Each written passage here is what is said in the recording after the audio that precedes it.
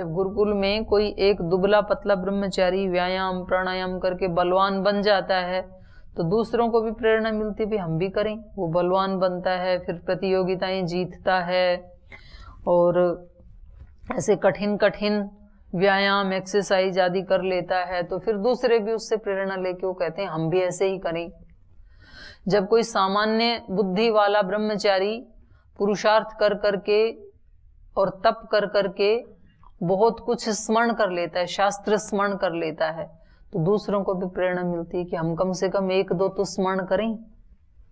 तो ये जो दर्शन स्मरण या गीता उपनिषद स्मरण करने का जिन्होंने संकल्प लिया है तो अपना तो लाभ करेंगे ही, लेकिन इसका अतिरिक्त लाभ ये भी है कि आप दूसरों को भी एक दिशा दे रहे हैं। तो यहाँ रहने वाले या आपके पीछे आने वाले, जिस दिन प्रतियोगिता होती है और मंच के ऊपर वो व्यक्ति सुनाता है तो कितने लोग तो प्रत्यक्ष उससे प्रेरणा लेते हैं कि भाई हम भी तो कर सकते थे, हमारे अंदर भी तो वही शक्ति है और इन्होंने देखो कितना सदुपयोग कर लिया, कितना सुयश मिल रहा है। और फिर टीवी के माध्यम से कुछ बच्चे देखते हैं, तो एक तरह से आप बहुत सारी आत्माओं को अच्छे सुपथ पर आगे बढ़ने की प्रेरणा दे रहे हैं। तो कृत कारित अनुमोदित 3 प्रकार से बताया ना, पाप और पुण्य। तो जैसे पाप कृत कारित अनुमोदित होता है, वैसे ही पुण्य भी कृत कारित अनुमोदित 3 प्रकार से होता है। तो कम से कम आप दूसरों को भी पुण्य मार्ग पर बढ़ने का अनुमोदन कर रहे हैं अपने आचरण से, तो उसका भी फल मिलेगा। और जो खुद कर रहे हैं उसका तो सामने है ही फल, और फिर दूसरों से करवा रहे हैं, मैंने भी याद किया आप भी कर लो, तो वो कारित हो जाएगा। और बिना प्रेरणा के ही अप्रत्यक्ष रूप से प्रेरणा दे रहे हैं कि करो, बहुत अच्छा है, हमने भी किया, तो फिर ये अनुमोदित हो जाएगा। तो इसलिए कहा कि इतना ऊंचा जब ये आत्मा उठ जाता है, इतनी एक बृहत ज्योति को प्राप्त कर लेता है, तो फिर एनान ब्रह्म गमयति, दूसरी आत्माओं को भी ब्रह्म की तरफ ले जाने में ये निमित्त बनता है। और इसीलिए हमारे यहाँ साधु संतों का, योगियों का सम्मान किया जाता था हमारे देश में। उनके प्रति श्रद्धा इसीलिए रखी जाती है कि वो जो सामान्य आत्माएं जो अभी योगी नहीं हैं उनको भी योगी बनने की प्रेरणा दे रहे हैं। एक इतना धवल जीवन वो जी रहे हैं, सेवा का, तप का, पवित्रता का, ज्ञान का। तो दूसरों को लगता है कि भाई हम भी ये सब काम करते हुए ऐसा जीवन जी सकते हैं, क्योंकि बाह्य कार्यों की कोई बाधा नहीं है अध्यात्म में, बिल्कुल भी नहीं है। बाह्य जो कार्य हैं वो तो एक कर्तव्य कर्म है। कहीं भी रह करके व्यक्ति कितनी भी प्रतिकूल परिस्थितियों में अगर उसका संकल्प दृढ़ है तो वो व्यक्ति उसको प्राप्त कर लेता है। कल मैं किसी एक बहन का वो इंटरव्यू सुन रही थी, उसको एवरेस्ट पे चढ़ना था और वो किसी ट्रेन में जा रही थी, तो उसने एक चेन पहन रखी थी, तो उसको तोड़ के फिर उसको ट्रेन से बाहर फेंक दिया। कुछ लोगों ने उसकी छीना झपटी की, उसने विरोध किया होगा तो उसको फेंक दिया ट्रेन से बाहर ही। हाँ, अरुणिमा। और फिर उसका जो है किसी ने भी नहीं बचाया, फिर एक पैर कट गया और कितने घंटे तक वो पटरी पे पड़ी रही, रात भर क्या, अगले दिन तक भी कई घंटे, मतलब। हाँ, तो आपको मालूम है उसका पैर भी कट गया और वो बता रही 49 ट्रेन गुजर गई तब तक वहां से। तो उनकी धड़धड़ाहट, तो बोले मेरे को ये तो पता लग रहा था कि मतलब क्या हो रहा है, लेकिन बोलने की हिम्मत नहीं थी, शरीर शून्य हो गया था। और फिर कहीं जाकर के अगले दिन वहाँ के लोकल हॉस्पिटल में उसको एडमिट करवाया किसी ने, और वहाँ से फिर पता लगा कि ये तो प्लेयर है नेशनल लेवल की। तो फिर उनको लखनऊ के हॉस्पिटल में फिर उसको एक वैसा पैर, डुप्लीकेट पैर उसको लगा दिया, और उसका जो जज्बा था वो क्या था कि मुझे एवरेस्ट पे चढ़ना है। तो जिसके पास भी उसने कहा, सब लोग पागल हो गई क्या, पैर भी दोनों है नहीं तेरे पास, कैसे चढ़ेगी तू? तो अब कोई जॉब आदि ढूंढो, अपने इस विचार को बदल दो। तो वो कह रही थी कि मुझे सबसे ज्यादा दिक्कत, मुझे ये दिक्कत नहीं थी कि बिना पैर के कैसे चढ़ूंगी, मुझे दिक्कत ये थी कि मैं इनको समझाऊं कैसे। मुझे अंदर से लग रहा है मैं चढ़ूंगी, मेरा उसके सिवाय और कोई प्रयोजन ही नहीं है, दूसरे समझने कोई तैयार नहीं है। तो फिर भी मैंने सोचा कि चलो ये नहीं समझते तो ना समझे, मुझे तो चढ़ना ही है। लेकिन अगली समस्या थी फिर पैसे की। उसके लिए कम से कम 40-50 लाख रुपए चाहिए। तो अब एक गरीब बालक के लिए इतना सारा अमाउंट इकट्ठा करना, तो जिसके पास भी जाए वो उसको डोनेशन तो 1 रुपया ना दे और भाषण और दे उसको। तो फिर भी वो मतलब लगी रही और 2 साल तक संघर्ष करके, और वहां का भी उसने अपने इंटरव्यू में बता रखा कि मैं जब ऊपर गई तो जितने टॉप को दूसरे लोग 2 मिनट में पूरा कर लेते थे या 5-7 मिनट में पूरा कर लेते थे, मेरे को वहां तक चढ़ने में 2 घंटे लग जाते थे, क्योंकि पैर नहीं था, घिसट के। और फिर जहां ऊपर गई तो वो ऑक्सीजन का सिलेंडर खत्म हो गया। मतलब बहुत सारे संघर्ष ये है कुल मिलाकर के बात। तो जीने की कोई आशा नहीं थी वहां से कि वापस आ जाएगी। लेकिन फिर भी बोले मेरे अंदर ना एक ही था कि मेरा प्रयोजन केवल जीना है तो इसके लिए, और मरना है तो भी इसके लिए। तो ऐसा जब किसी का प्रयोजन होता है ना, तब वो अचीव कर पाता है।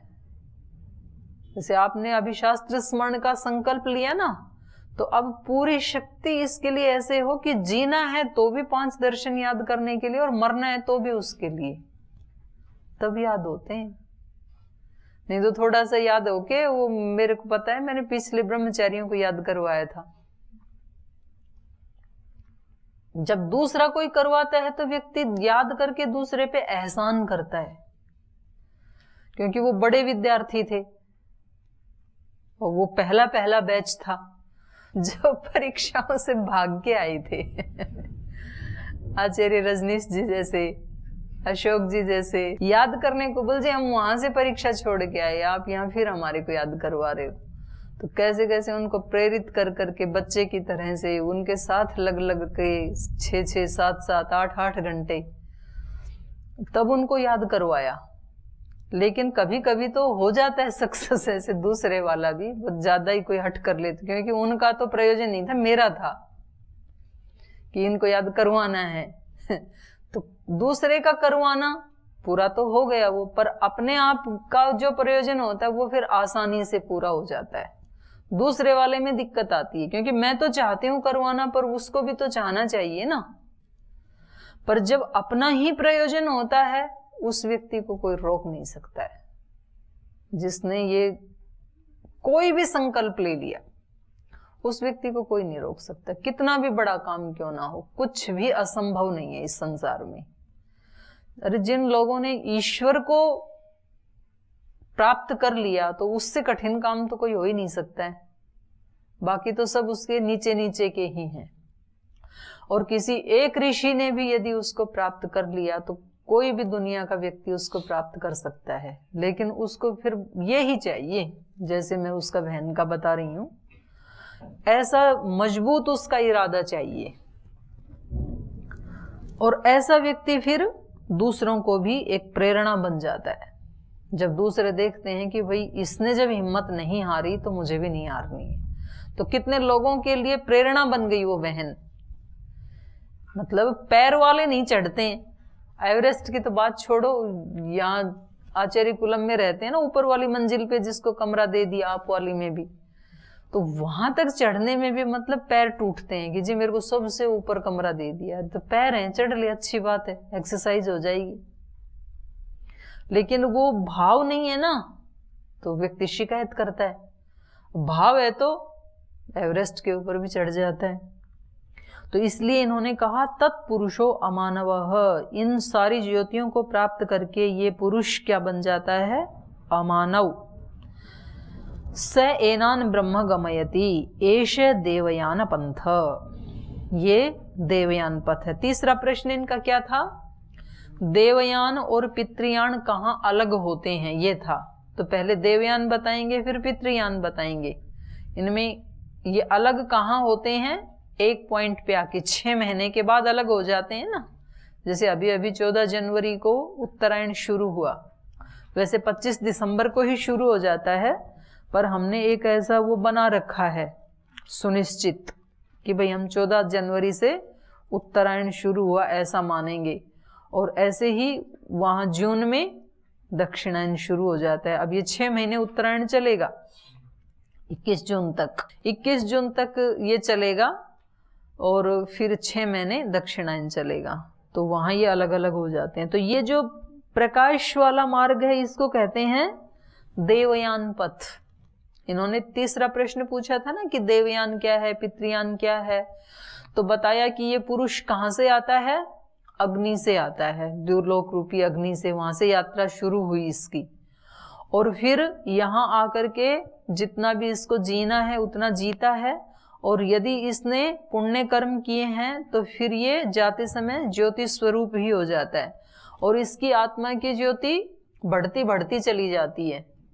पहले अर्ची, अर्ची मतलब ज्योति, अर्ची से फिर ये दिन के प्रकाश को प्राप्त करता है, दिन से फिर पक्ष, शुक्ल पक्ष के प्रकाश को, शुक्ल पक्ष से फिर मास को, मास से फिर 6 मास को जो उत्तरायण के हैं, 6 मास से संवत्सर को, संवत्सर से फिर आदित्य को, आदित्य से चंद्रमा को, चंद्रमा से विद्युत को, उसके बाद ये अनंत प्रकाश हो जाता है, मोक्ष को प्राप्त हो जाता है, ब्रह्मलोक को प्राप्त हो जाता है, फिर तो अमानव हो जाता है। फिर अमानव का मतलब है फिर दोबारा इसका जन्म नहीं होता है, मुक्त हो गया। फिर अब ये मानव योनि में नहीं आएगा, अमानवो भवति माने मुक्तो भवति, मुक्त हो जाता है फिर, और मुक्त हो जाता है जो वो फिर औरों को भी उस ब्रह्म की तरफ ले जाता है, उनके लिए भी एक प्रेरणा बन जाता है। ये तो है देवयान पथ। तो जो कहते हैं ना कि हमें उत्तरायण में देवयान मार्ग से जाना है, भीष्म पिता मैंने इंतजार किया था ना, तो इसी कारण से किया था कि जिनको, क्योंकि ये जो उत्तरायण है, उत्तरायण का मतलब क्या है? उत्तर दिशा में सूर्य आ जाता है, मतलब उत्तर दिशा में उसकी यात्रा शुरू हो जाती है। अभी तक दक्षिण दिशा में था, दक्षिण से अब उत्तर में आना शुरू हो जाता है, और ब्रह्मलोक भी उत्तर दिशा में ही मानते हैं, उत्तर मतलब ऊपर की दिशा। तो ये जब जाएगा तो प्रकाश प्रकाश प्रकाश मिलता चला जाएगा। और दक्षिणायन में, दक्षिणायन वो होता है जब सूर्य दक्षिण दिशा में होता है, तो इसको यदि ये ज्योति स्वरूप है आत्मा, और फिर जब ये यात्रा करता है तो इसको, क्योंकि सूर्य से ही आया था ना ये, आदित्य लोक से ही, तो उधर ही जाएगा, और अब वो है अभी दक्षिण दिशा में, तो ये फिर दक्षिण दिशा में जाएगा, तो ये इसका जीवन पहले तो कैसा रहा? पाप रूप रहा, तो इसकी जो ज्योति है, आत्म ज्योति, वो अभिव्यक्त नहीं होती है, अंधकार युक्त होती है। फिर ये उससे, ये इसमें दिखाएंगे इसका भी, अंधेरे अंधेरे में जाते जाते पहले इधर जाएगा, दक्षिण में जाएगा, फिर दक्षिण से उत्तरायण में आएगा, तो ये प्रकाश का पथ नहीं है, अंधकार का पथ है। ये दिखाएंगे, स्पष्ट करेंगे, और इसको अगला ही बता रहे हैं देवयान पथ से अगला। अथ ये इमे ग्रामे इष्टापूर्ते दत्तम इति उपासते ते धूमम अभिसंभवन्ति। धूमात् रात्रिम, रात्रे अपरपक्षम, अपरपक्षात् क्षण दक्षिणेति मासान, तान तान एते संवत्सरम अभिप्राप्नुवन्ति। तो 2 पथ बताए थे, देवयान और पितृयान, उत्तरायण और दक्षिणायन। तो यह इमे ग्रामे इष्टापूर्ते दत्तम, जो आत्माएं ग्रामे, वो कहाँ रहते थे? अरण्य, जिनको उत्तरायण, जिनको पुण्य कमाना है, उत्तरायण मार्ग से जाना है, वो अरण्य श्रद्धा, श्रद्धया तपसा, ऐसे बताया था, श्रद्धा और तप पूर्वक उपासना करते हैं अरण्य में रहते हुए। और ये कहाँ रहते हैं? ग्रामे, ये गांव में रहते हैं। और इष्टापूर्ते दत्तम, ईश्वर को देते तो हैं, लेकिन किसके लिए देते हैं?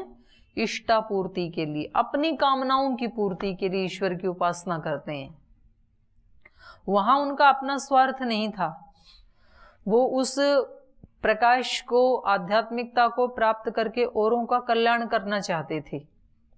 यहां पर ये अपनी कामनाएं पूरी करना चाहते हैं। यही अंतर होता है योगी और सामान्य व्यक्ति में। मतलब कपड़े आदि का वो तो एक पहचान के लिए हो गया अंतर, पर वो मुख्य अंतर नहीं है। मुख्य अंतर किसका होता है? भाव का। जैसे यहां रहते हुए भी, ये वस्त्र पहनते हुए भी जो व्यक्ति अपने सुख के लिए ही जीता है, तो वो व्यक्ति कैसा माना जाएगा? संसारी ही माना जाएगा। वो भले ही वो गुरुकुल में रहता है, भले ही वो लाल या सफेद कपड़े पहनता है। और जो व्यक्ति दूसरों के सुख के लिए जीता है, भले ही वो लोकल सिविल कपड़े पहनता है और भले ही वो गांव में, शहर में रहता है, तो भी वो कैसा माना जाएगा? उत्तरायण पथ का गामी, साधक ही माना जाएगा। ऐसे लोग भी हुए, वो ऋषि कोटि का ही माना जाएगा वो व्यक्ति। तो यह इमे ग्रामे इष्टापूर्ते दत्तम, जो संसार में रह करके इष्टापूर्ति के लिए ईश्वर को देते हैं, उपासना करते हैं, तो ऐसा जीवन जीने वाले जो व्यक्ति हैं, ते वे धूमम अभिसंभवंती, ये पाप नहीं कर रहे हैं, ये ध्यान देना आप। पहले वाले थे निष्काम कर्म करने वाले, ये हैं सकाम कर्म करने वाले। पाप नहीं है, ये सकाम कर्म कर रहे हैं इष्टापूर्ति के लिए। तो ये इमे ग्रामे इष्टापूर्ते दत्तम इति उपासते ते धूमम अभिसंभवंती, तो उनका जो जीवन है वो धूम से युक्त हो जाता है, अंधकार से युक्त हो जाता है, ज्ञान का प्रकाश नहीं होता है। क्योंकि स्वार्थ जहां भी आ जाएगा तो वहां पर फिर और दोष भी आ जाएंगे, अहंकार भी आ जाएगा स्वार्थ में, फिर राग भी आ जाएगा, फिर दूसरों से द्वेष भी होगा। तो ये सारे अंधकार हैं। तो धूमम अभिसंभवंती, और फिर जब वो ये छोड़ के जाता है संसार, तो धूमात रात्रिम, फिर जब ये सब यहाँ छूट जाता है तो आत्मा का अंधकार और भी बढ़ जाता है, रात्रि के अंधकार जैसी स्थिति हो जाती है उसकी। और आगे बढ़ता है तो रात्रे अपर पक्षम, वहां शुक्ल पक्ष था, यहाँ पर कृष्ण पक्ष। तो रात्रि के अंधकार से ये कृष्ण पक्ष के अंधकार को प्राप्त करता है। अपर पक्षात षड दक्षिणा इति मासान तान एते, और कृष्ण पक्ष से जो दक्षिणायन के 6 मास हैं, माने अंधकार और ज्यादा बढ़ गया, तो दक्षिणायन के 6 मास को प्राप्त करता है। क्योंकि इसको जाना तो ज्योति की तरफ ही पड़ेगा, ये भी ज्योति है ना आत्मा, तो सूर्य दक्षिणायन में है तो सूर्य की तरफ इसको जाना है, तो वहां जाएगा तो ये 6 दक्षिणायन मास का जो अंधकार है वो भी इसको क्रॉस करना पड़ेगा, तो वैसा हो जाता है। और फिर वहां से संवत्सरम अभिप्राप्नुवंती, और फिर वहां से ये संवत्सर जितने अर्थात और भी अधिक अंधकार को प्राप्त करता है। मासेभ्यः पितृलोकम, और फिर इन 6 मास के या पूरे वर्ष भर के महीनों के अंधकार को चीरता हुआ, वहां से यात्रा करता हुआ, मासेभ्य पितृलोकम, फिर पितृलोक को प्राप्त करता है। पितृलोकात आकाशम, फिर पितृलोक से आकाश को प्राप्त करता है। आकाशाद चंद्रमसम, आकाश से चंद्रमा को, ये चंद्रमा है जो पृथ्वी का उपग्रह है, उसके लिए कहा है ये चंद्रमसम। एष सोम राजा, यह जो सोम राजा है, तद देवानाम अन्नम तम देवा भक्षयंती, ये ही देवों का अन्न है और उसी को देव खाते हैं। देव रस पीते हैं ना, सोमरस, और चंद्रमा से ही उनमें रस की आपूर्ति होती है, तो ये देवों का अन्न है एक तरह से चंद्रमा। तस्मिन् यावत् संपातम उषित्वा अथ एतम एव अध्वानम पुनः निवर्तन्ते। तो ये था पितृयाण मार्ग, पहला था देवयान, देवों को प्राप्त करता है। ये पितृयान, पितरों को प्राप्त करता है, पितर लोक को जाता है ये। तो जो भी ये सकाम यज्ञ याग आदि करते हैं, बड़े बड़े धर्मशालाएं बनाते हैं, कुआं बावड़ी आदि बनाते हैं, तो हैं तो सारे अच्छे कर्म, लेकिन कामना से युक्त होकर के करते हैं। तो इसलिए फिर ये चंद्रलोक स्वर्गलोक आदि को प्राप्त करते हैं। आत्मा में प्रकाश नहीं होता है, आत्मा तो अंधकार युक्त ही रहेगा। तो उन लोकों में जाकर के और वहां के जो भोग हैं उनको भोग करके फिर वापस आता है ये। तो कैसे आता है वो बता रहे हैं आगे। तस्मिन यावत संपातम उषित्वा, उन लोकों में, उस चंद्रलोक में, यावत संपातम, जब तक कि नीचे गिरने का समय ना आ जाए। संपातम माने अवतरित होने का। इसके जब पुण्य खत्म हो जाएंगे तो फिर वापस भी तो आना पड़ेगा ना, तब तक रहता है। यावत संपातम उषित्वा, जब तक कि नीचे गिरने का समय ना आए तब तक उषित्वा रह करके, वहां निवास करके। अथ एतम एव अध्वानम, पुनः इसी मार्ग से, जिस मार्ग से गया था अंधकार युक्त, उसी मार्ग से, क्योंकि जो जाने का मार्ग है वही आने का मार्ग है। अथ एतम एव अध्वानम पुनः निवर्तन्ते, उसी मार्ग से फिर दोबारा वापस लौट आते हैं। वो तो वापस नहीं लौटते हैं, जो देवयान से जाते हैं वो तो अमानवो भवति, ऐसे है कि वो तो फिर मुक्त हो जाते हैं, वो वापस नहीं आते हैं। लेकिन ये जितना इनका फल है इन पुण्यों का, इसको भोग करके इनको उसी मार्ग से फिर वापस आना पड़ता है। यथेतमा आकाशात, आकाशात वायु, वायुर्भूत्वा धूमो भवति, धूमो भूत्वा अभ्रम भवति। तो उसका वो बता रहे हैं, प्रोसेस बता रहे हैं, प्रक्रिया कैसे आता है। यथा इतम आकाशम, जैसे यहां से ये किधर गया था, आकाश में गया था, तो ऐसे ही वहां से पहले आकाश में आता है। आकाशात वायुम, आकाश से फिर वायु को प्राप्त होता है। वायुर्भूत्वा धूमो भवति, और वायु से फिर धूम को प्राप्त करता है।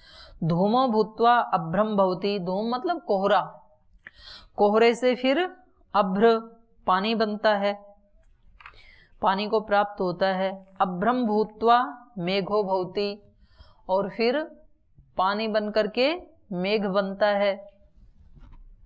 अभ्रम भूत्वा मेघो भवति, मेघो भूत्वा प्रवर्षति, और फिर पानी का मेघ बन करके फिर बरस जाता है। तो पृथ्वी पे पहुंच गए ना वापस बारिश के माध्यम से। मेघो भूत्वा प्रवर्षति, त इह व्रीहि यवा औषधि वनस्पतयः तिला माशा इति जायन्ते, अत वै खलु दुर्निष्प्रपतरम यो यो हि अन्नम अत्ति यो रेतः सिंचति तद्भूय एव भवति। तो कह रहे हैं फिर जब बारिश के रूप में बरस जाता है, नीचे आ जाता है पृथ्वी पे, तो फिर यहाँ पर ते इह, वे आत्माएं यहाँ पर, व्रीहि यवा औषधि मतलब गेहूं, जो औषधि, वनस्पति, तिल, उड़द आदि जो अनेक प्रकार के अन्न है ना, इन अन्नों के रूप में फिर वो उत्पन्न हो जाता है। वो जीव उन अन्नों के रूप में चला जाता है। और कह रहे हैं ये जो अब अन्न में चला गया, अत वै खलु दुर्निष्प्रपतरम, अब यहां से निकलना महाकठिन है। दुर्निष्प्रपतरम, अब इस अन्न में से इस जीव का निकलना बहुत कठिन है, चक्र में फंस गया। क्यों है ऐसा कठिन? कह रहे हैं यो यो ही अन्नम अत्ति, क्योंकि जो जो उस अन्न को खाएगा, अब खेत में अन्न है या जंगल में कोई अन्न है तो उसको कौन खाएगा? अब उस पर कोई नाम तो लिखा नहीं है ना, तो कभी कभी तो पशु खाएंगे उसको, पशु घुस जाता है उसमें, तो क्या पता बंदर खाएगा कि चूहा खाएगा कि रोज खाएगा, नीलगाय खाएगी, कौन खाएगा?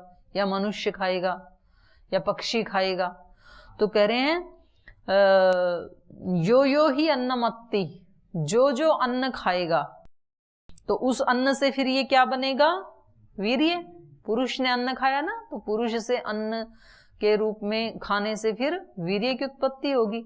तो पशु खाएगा तो पशु का वीर्य बनेगा, मनुष्य खाएगा तो मनुष्य का वीर्य बनेगा, और उससे फिर वो या तो पशु योनि में जाएगा या तो मनुष्य योनि में जाएगा। अगर वो अन्न पशु ने खा लिया तो अब ये गया पशु योनि में, पशु योनि में ही जाएगा।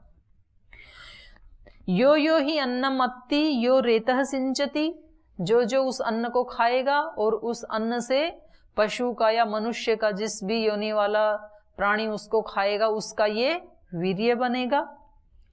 और तद भूय एव भवति, फिर उसी रूप में ये उत्पन्न होगा। पशु ने खा लिया तो पशु के रूप में उत्पन्न होगा, मनुष्य ने खाया तो मनुष्य के रूप में होगा। और मनुष्य में भी फिर अनेक प्रकार के मनुष्य हैं। विद्वान खाएगा तो विद्वान का वीर्य बन करके ये ऐसे कुल को प्राप्त करेगा, और किसी चांडाल व्यक्ति ने खा लिया तो चांडाल कुल को प्राप्त करेगा। तो मतलब ये वहां से निकलना बड़ा कठिन है उस अन्न में से। तो देखो पुण्य कर्म करने का, देवयान मार्ग का अनुष्ठान करने की कितनी बड़ी महिमा है। जब हम कर्म करते हैं तो पता नहीं चलता है हमें, लेकिन इसका फल फिर कैसे, एक फल तो सीधा ले गया प्रकाश की तरफ, और दूसरे फल ने कितना घुमा दिया है, और एक तीसरा और आएगा। ये तो दो ही हुए ना, पुण्य कर्म और निष्काम कर्म। एक सकाम कर्म, एक निष्काम कर्म, दो ही हुए। पाप कर्म भी तो करते हैं ना। तो कहा तद य इह रमणीय चरणाः अभ्यासो है यत्ते रमणीयाम योनिम आपद्येरन ब्राह्मण योनिम वा क्षत्रिय योनिम वा वैश्य योनिम वा अथ य इह कपूय चरण अभ्यासो है यत्ते कपूयाम योनिम आपद्येरन शव योनिम वा सूकर योनिम वा चांडाल योनिम वा। तो कह रहे हैं तद य इह रमणीय आचरणा, तो जो यहाँ पर रमणीय आचरण वाले हैं, अच्छा अभ्यास करने वाले, अच्छे आचरण हैं, वो तो अभ्यासो है यत्ते रमणीयाम योनिम आपद्येरन, शीघ्र ही वो किसी रमणीय योनि को प्राप्त कर लेते हैं। ऐसी व्यवस्था है जिन आत्माओं का अच्छा आचरण रहा वो तो फिर किसी अच्छी योनि को प्राप्त कर लेते हैं। अच्छी योनि को मतलब ब्राह्मण योनिम वा क्षत्रिय योनिम वा वैश्य योनिम वा। तो ये तो ब्राह्मण क्षत्रिय वैश्य आदि शरीरों को प्राप्त करना, ये तो कैसा हो गया, पुण्य का फल है। ये बहुत ज्यादा उत्कृष्ट हैं तो ब्राह्मण योनि को प्राप्त करेगा। ब्राह्मण योनि का मतलब है यहाँ पर उस प्रकार के कुल खानदान में पैदा होगा जहां विद्या अभ्यास आदि को बहुत महत्व दिया जाता है, उसको यहाँ ब्राह्मण योनि कह रहे हैं। और क्षत्रिय योनि उससे थोड़ा सा कम ज्ञान की मात्रा रही थी, पराक्रम आदि की ज्यादा थी इसमें, तो ऐसे कुल में पैदा होगा जहां पर बल की ज्यादा उपासना की जाती है। और उस प्रकार के संस्कार यदि नहीं है तो फिर जहां पर व्यापार आदि वैश्य योनि उसको कहा है, उसको प्राप्त करेगा। और अथ यह कपूय चरणा अभ्यास, और यदि इसका कपूय आचरण रहा है, माने बुरा आचरण रहा है, पापाचरण रहा है, तो फिर अभ्यास शीघ्र ही, यहाँ तालव्य शकार वाला अभ्यास होगा तो फिर उसको, उसका अर्थ क्या होगा, शीघ्र। अभ्यास का मतलब प्रैक्टिस, और यहाँ अभ्यास मतलब शीघ्र। तो कपूयाचरणा अभ्यासो, जो कपूय आचरण करने वाले हैं वो शीघ्र ही यत्ते कपूयाम योनिम आपद्येरन, तो फिर वो निम्न योनि को ही प्राप्त करते हैं। कौन सी हैं निम्न योनियां, श्व योनिम वा सूकर योनिम वा चांडाल योनिम वा, माने सुअर कुकर कुत्ता ऐसी ऐसी योनियों को फिर प्राप्त करेंगे। वो अन्न उनके पास जाएगा और वहां से वो उस योनि को प्राप्त करेंगे। तो ये अभी चल ही रहा है उत्तरायण दक्षिणायन वाला, तो इसको जो बचा है इसको हम कल पढ़ेंगे। आज यही पाठ को विराम देते हैं।